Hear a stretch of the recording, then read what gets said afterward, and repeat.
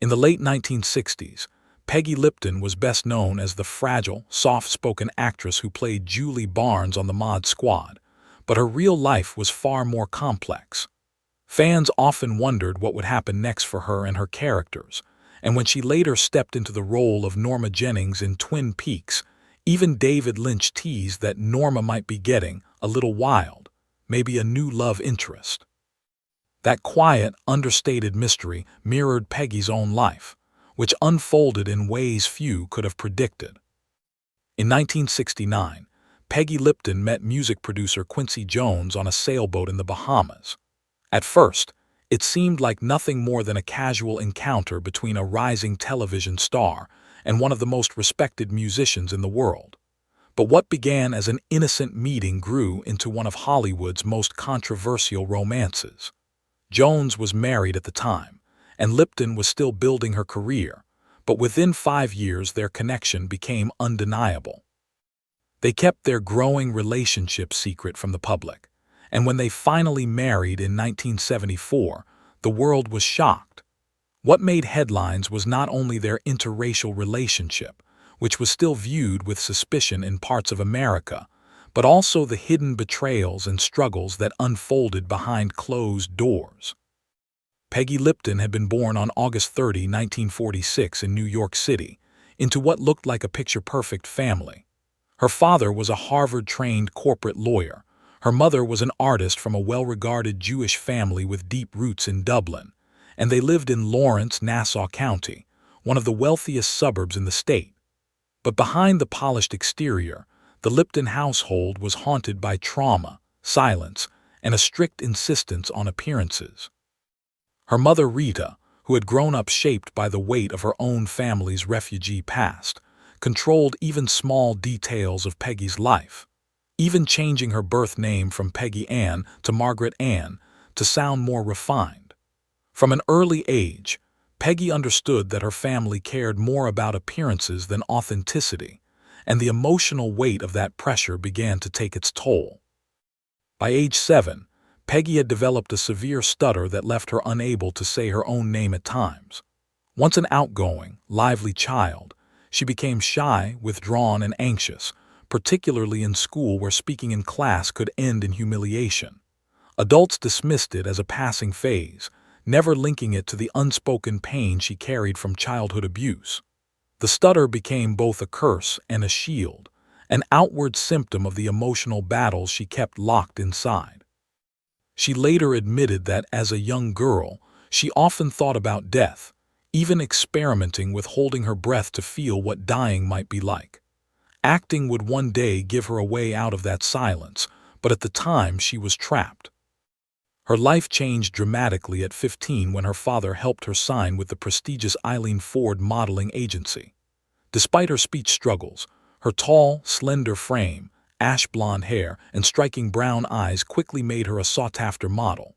She began appearing in major fashion magazines across the country, embodying the glamour of the early 1960s. Yet behind the glossy covers, she remained insecure, relying on marijuana, cocaine, and diet pills to cope with her inner darkness. The irony was painful. She could model for the world to see, but feared the moment she might have to speak. In 1964, at the age of 18, Peggy's family relocated to Los Angeles. Within months, she left home and immersed herself in the counterculture world of Topanga Canyon. There she embraced yoga, meditation, vegetarianism, and the exploding music scene. She attended the Monterey Pop Festival in 1967, calling it a spiritual awakening, and experimented with peyote alongside British actor Terence Stamp. Freedom, however, came with danger, and Peggy was still carrying deep wounds beneath her bohemian lifestyle. That same year she signed with Universal Pictures, beginning her transition from modeling to acting. Though speaking roles terrified her because of her stutter, she discovered that reading lines from a script allowed her to speak fluently, a strange liberation that made acting possible. Her television debut came in 1965 on The John Forsythe Show. From there she appeared in a string of well-known series: Bewitched, The Virginian, The Invaders, The FBI, The Alfred Hitchcock Hour, and Mr. Novick, even sharing the screen with her brother Robert Lipton in one episode. These roles gave her exposure to loyal television audiences and prepared her for bigger opportunities. By 1968, she moved into film with her debut in Blue, starring alongside Terence Stamp, Joanna Pettet, and Carl Malden, with her brother also in the cast. But it was later that year that her career truly changed forever. In 1968, Peggy Lipton was cast as Julie Barnes in ABC's The Mod Squad, a groundbreaking series that brought the counterculture directly into American living rooms. Julie was a runaway with a troubled past, and Peggy's delicate, vulnerable performance gave the role authenticity. She received 4 consecutive Emmy nominations from 1969 to 1972 and won the Golden Globe for Best Actress in 1971 at just 24 years old, one of the youngest recipients ever.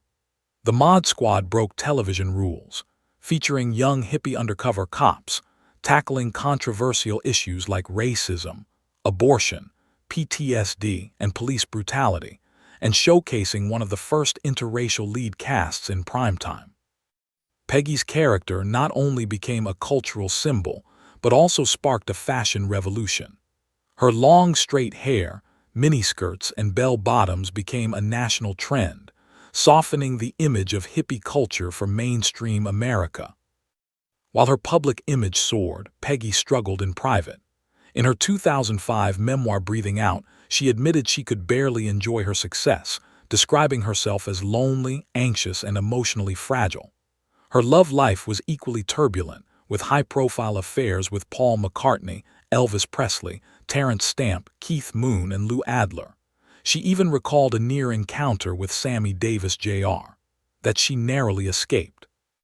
Despite her popularity, she admitted she often sought emotionally unavailable men and lived in a world of fantasy rather than true intimacy. In 1969, at the height of the Mod Squad's success, Peggy met Quincy Jones on that fateful sailboat in the Bahamas. Though he was married to model Ulla Anderson, she felt an immediate pull toward him. They parted ways that day, but 5 years later, when Jones was separated, Peggy reached out through his daughter Jolie. The spark reignited instantly, and within 2 weeks Peggy moved into his Los Angeles home. That same year, Jones suffered 2 life-threatening brain aneurysms, and Peggy was by his side as doctors performed multiple surgeries. Their shared brush with mortality strengthened their bond, and in 1974 they married. The news of her death brought an outpouring of tributes from across Hollywood. Fans remembered her as Julie Barnes, the hippie cop who symbolized change in the late 1960s, and as Norma Jennings, the gentle diner owner who embodied warmth in the strange world of Twin Peaks. But those who knew her best remembered something deeper. A woman of resilience, vulnerability, and quiet strength who navigated the pain of her childhood, the pressures of fame, and the struggles of love while leaving behind a legacy of artistry, honesty, and love that her daughters continue to carry forward.